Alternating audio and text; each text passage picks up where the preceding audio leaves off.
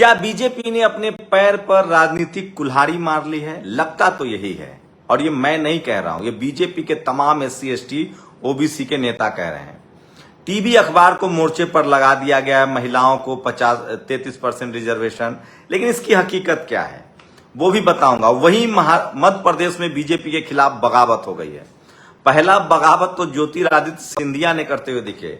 ज्योतिरादित्य सिंधिया हमेशा से अपने आप को OBC कहने की कोशिश करते हैं, वैसे हैं वो जनरल कैटेगरी में, लेकिन आज जैसे ही नए संसद में उनको मौका मिला वो सोनिया गांधी के पास जाकर बैठ गए। तो क्या चुनाव से पहले ज्योतिरादित्य सिंधिया पलटी मारेंगे? लेकिन वो पलटी मारे न मारे, OBC की बड़ी नेता, राम मंदिर जिसके कंधे पर राम मंदिर का आंदोलन चला, उमा भारती, देर सवेर सही उनको अपने पराये की याद आ गई। उनका एक वीडियो सुनिए, फिर आगे बताऊंगा। में या बाद में मिलेगा? अभी इसमें जवाब सरकार की तरफ से आएगा, मेरी तरफ से नहीं। मेरा एक ही कहना है कि ये जब भी आवे इसमें ST SC और OBC महिलाओं का आरक्षण का प्रोविजन होना 50%, 33% को अगर आप 100 मान लें तो उसमें 50 सीटें ST SC और OBC की होना। ये जो 28-29 पर बांटेगा, मैं भी ये बोल रहा था कि बात आई उसमें डिलिमिटेशन के बाद ही लागू होगा, अभी तक 2021 की जनगणना का करना पड़ता है। अभी इस बात अब इस बात का जवाब, क्योंकि देखिए ये है OBC समाज से आने वाली उमा भारती। कहां है विनय कटियार?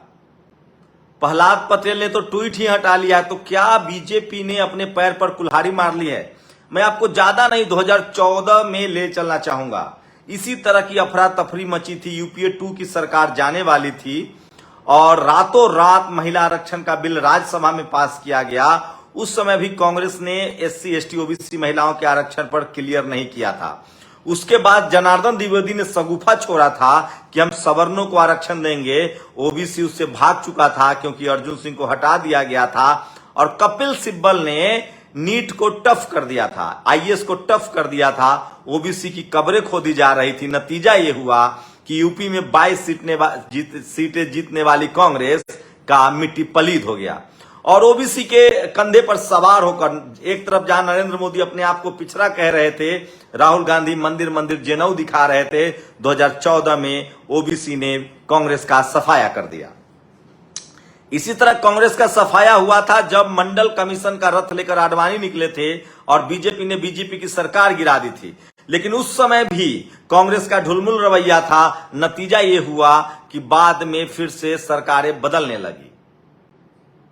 लेकिन इस बार भी यही हो रहा है। लेकिन सवाल इस बार बीजेपी सत्ता में, इस बार कांग्रेस विपक्ष में है और उसकी भरपाई खड़गे ने कर दी है। खड़गे ने लोकसभा में कहा कि मुझे पता है SC ST OBC की महिलाओं को टिकट ऐसे ही नहीं दिया जाता है और उनका रिजर्वेशन नहीं होगा तो सारी सीटें सवर्ण महिलाओं के हिस्से में चला जाएगा। लेकिन बात इतनी ही नहीं रुकी। सबसे पहला झोल तो ये खड़ा हो गया, पता नहीं बीजेपी को किसने सुझाव दिया, महिला आरक्षण का जो इसको बोलते हैं हमारे यहां छत्ता, मधुमक्खी का छत्ता, उसमें हाथ डाल दिया साहब ने। एक तो इंडिया गठबंधन बन चुका था, ऐसे ही SC ST OBC के लोग इनसे नाराज हैं। अब महिला आरक्षण पर इन्होंने खोल दिया। आप सोचिए, सारे पत्रकार, अंजना ओम कश्यप, चित्रा त्रिपाठी, ये तमाम पत्रकार, चित्रा त्रिपाठी, अंजना ओम कश्यप, अदिति सिंह, सारे सवर्ण पत्रकार महिला आरक्षण का समर्थन कर रहे हैं। यहां तक कि सारी पार्टियों के जो सवर्ण नेता हैं वो महिला आरक्षण का समर्थन कर रहे हैं और ठीक उसी तरह से सारी पार्टियों में जो SC ST OBC के नेता हैं वो OBC रिजर्वेशन की मांग कर रहे हैं। अब सवाल है भैया कि जो सवर्ण लोग हैं या जो सवर्ण महिलाएं हैं वो 2 वोट तो डालेंगी नहीं। कुल जमा 15%, 20% जनसंख्या है, 20% सरकार बनेगी नहीं। मैसेज चला गया पूरे देश में। उमा भारती कह रही है कि OBC का आरक्षण नहीं है। अगर OBC का आरक्षण एक तो ये लागू नहीं होगा, इसके लिए डिलिमिटेशन चाहिए, फिर से काउंटिंग होनी चाहिए, वो भी नहीं होगा तो लागू भी नहीं होगा और OBC को भी बीजेपी ने नाराज कर लिया। जिस OBC के कंधे पर सवार होकर नरेंद्र मोदी पिछड़ा कहकर अपने आप को आए थे, यकीन मानिए वो बचने वाले नहीं है। लेकिन तमाम अखिलेश यादव, मायावती जी या नीतीश कुमार हो या DMK हो या खुद खड़गे हो, इन सबको समझ तो बढ़ गए। सोचिए, बीजेपी ने इसी तरह से सवर्णों को आरक्षण दिया था आर्थिक आधार पर। उस समय इन तमाम दलों ने भी उसका समर्थन किया था। इनको लगता था कि विरोध करेंगे तो सवर्ण हमारे यहां से भाग जाएंगे। भैया कितने सवर्णों ने वोट किया? तो ईवीएस का समर्थन करने वाले विपक्षी दलों को क्या मिला? कितने सवर्णों ने उनको वोट दिया? 0। इसी तरह महिला आरक्षण का समर्थन करने से भी उनको क्या मिलेगा? 0। अगर विपक्ष को घंटा नहीं बजाना है तो ओबीसी की महिला आरक्षण देने की मांग कीजिए। अगर विपक्षी दलों ने ओबीसी के मामले पर अपनी टांग अड़ा दी, मजबूती से खड़े हो गए, तो यकीन मानिए बीजेपी को जगह नहीं मिलेगी भागने की, क्योंकि अकेले ओबीसी 55% है और सोशल मीडिया का दौर है, मोबाइल का दौर है, गांव-गांव में ये मामला पहुंच चुका है। मुझे लगता है कि जो होशियारी नरेंद्र मोदी ने दिखाई थी, ओबीसी बने, अपने आप को ओबीसी लिस्ट में लाया, पिछड़ा का बेटा कहा, राजनीति चमकाई, 2019 में 27 ओबीसी मिनिस्टर का कार्ड खेला, लेकिन अब जाकर 2014 में लगता है, कई बार क्या होता है ना, मुसीबत आती है तो चारों तरफ से आती है। एक तो इंडिया गठबंधन बन चुका है, सारे SC ST ओबीसी के नेता उसमें एकजुट हैं और उस पर से इन्होंने हिंदू ओबीसी को नाराज कर लिया। अब जो हिंदू ओबीसी आपको वोट दे रहा है, राम मंदिर का आंदोलन भी चला रहा है, उसके महिलाओं को आप आरक्षण भी नहीं देंगे तो वो आपको छोड़ेगा। पंचायतों में चलिए, हमारे यहां नीतीश कुमार इसलिए सत्ता में बने हुए हैं कि उन्होंने 50% रिजर्वेशन दिया महिलाओं को, उसमें SC ST ओबीसी महिलाओं को अलग से आरक्षण दिया और राज कर रहे हैं। तो भैया पानी बहुत बह चुका है, लोगों में बहुत चेतना है, यहां तक कि मुस्लिम समाज को भी लग गया है। 80% मुस्लिम समाज ओबीसी में आता है, सिख समाज ओबीसी में आता है, बुद्धिस्ट ओबीसी में आता है, हिंदू ओबीसी में आता है। 55% लोगों को नाराज करके कौन राजनीति कर लेगा? ये टीवी वाले सवर्ण पत्रकार वोट देने जाएंगे? ये सारे पार्टियों को कुल जमा सवर्णों की संख्या 15 से 20% है साहब। आप 50-55% OBC, schedule caste, schedule tribe, मुसलमान आपसे नाराज है। आप इन सबको नाराज करके राजनीति नहीं कर सकते हैं। मुझे नहीं पता कौन इनके पाले में, कौन समझा रहा है। कोई विवेक देवराय तो नहीं है जो कह रहा था कि संविधान खत्म है। मैं फिर कह रहा हूं, बीजेपी के लिए ताबूत में आखिरी किल साबित होगा। और सबसे बड़ी बात है, दूध का दूध और पानी का पानी हो गया। सोचिए, कांग्रेस के जो सवर्ण नेता है वो भी खुश हैं, महिलाएं और पुरुष दोनों। बीजेपी वाले सवर्ण खुश हैं, लेफ्ट वाले भी सवर्ण खुश हैं। इसी तरह से कांग्रेस के समय हुआ था। कांग्रेस रात के 2 बजे राज्यसभा में महिला आरक्षण का बिल पास की थी और उसमें उसने SC ST ओबीसी को आरक्षण का प्रावधान नहीं किया था। नतीजा है 10 साल से वनवास कर रहे हैं।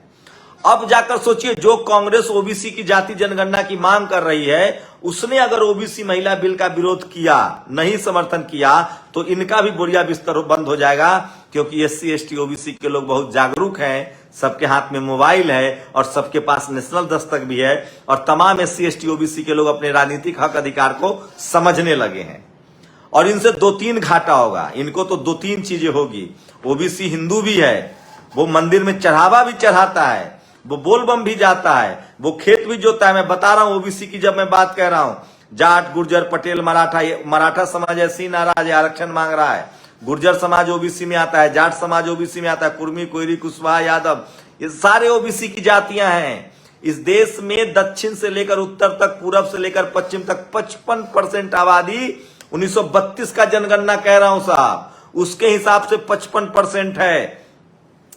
और अब तो ये कोई ये PhD नहीं करना है कि इनको लोग को समझ में नहीं आएगा। ये रॉकेट साइंस नहीं है। पंचायत चुनाव से लेकर और संसद और विधायक, आज के डेट में बाबा साहब के संविधान और राजनीतिक चेतना सबके अंदर पहुंच गई है। मुझे लगता है कि कोई मोदी जी का बहुत बड़ा छुपा हुआ दुश्मन है, जिन्होंने उनको ये सलाह दी कि नए संसद के पहले दिन इस मधुमक्खी के छत्ता में हाथ डाल दीजिए और अपना बेड़ा गर्क कर लीजिए। मैं फिर कह रहा हूं, जितने सवर्ण समाज के लोग, बीजेपी को ले डूबेगा सवर्ण तुष्टीकरण। University, media, judiciary, college, university, bureaucracy, सब जगह से SC ST ओबीसी के लोगों को साइड किया जा रहा है। और ये ज्यादा दिन चलता नहीं है। 10 साल तो मनमोहन सिंह रह के गए थे। मोदी जी समझ लीजिए, सोच लीजिए, सवर्ण तुष्टीकरण आपको ले डूबेगा। एक तो महिला आरक्षण लागू नहीं होगा, कागज पर लिख लीजिए हमसे। 2029 जब तक डिलिमिटेशन नहीं होता है, तमाम कांग्रेसी नेता भी ये जान रहे हैं। तो कांग्रेसियों कम से कम अब तो बोल दो कि ओबीसी को रिजर्वेशन कर दो, नहीं तो आपके ऊपर भी नजर है लोगों की। आपकी भी सरकार गई थी, तो खड़गे साहब ने बचा लिया आपको। खड़गे साहब आज अड़ गए कि भैया SC ST ओबीसी को दीजिए। उमा भारती का मैंने बयान सुनाया तो पार्टी कोई भी हो, SC ST OBC, सबसे ज्यादा ओबीसी में बीजेपी में लगभग 150 के ज्यादा करीब सांसद हैं ओबीसी। सवाल है कि वो मुंह तो खोलेंगे। कल से देखिए क्या होता है। कल बड़ा क्रूशियल डे होगा, भाषण होगा और तमाम लोग, सोचिए साध्वी प्राची कहां है, साक्षी महाराज का, ये सब ओबीसी है, ये सब के सब ओबीसी हैं। ओबीसी को आरक्षण न देकर मैं तो कह रहा हूं घोषणा ही कर देते, लागू तो इसको होना नहीं है। ये ठग रहे हैं आप, डिलिमिटेशन होगा। और सोचिए SC ST के साथ कितना बड़ा धोखा हुआ है।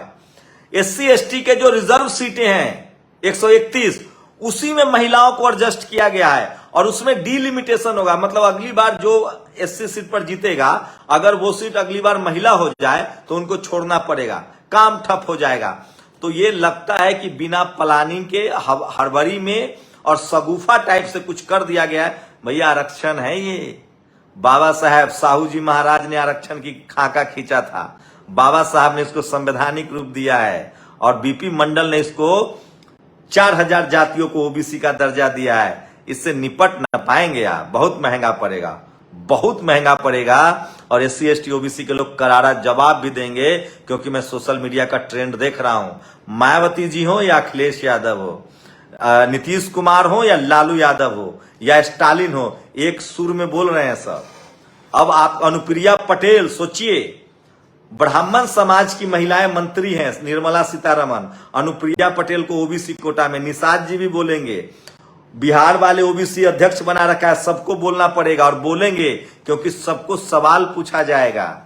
आज के डेट में राजनीतिक चेतना सबके अंदर है। सरपंच बनने के लिए, मुखिया बनने के लिए, वार्ड काउंसलर बनने के लिए लोग चुनाव लड़ रहे हैं। गांव गांव में राजनीतिक समझ बनी है।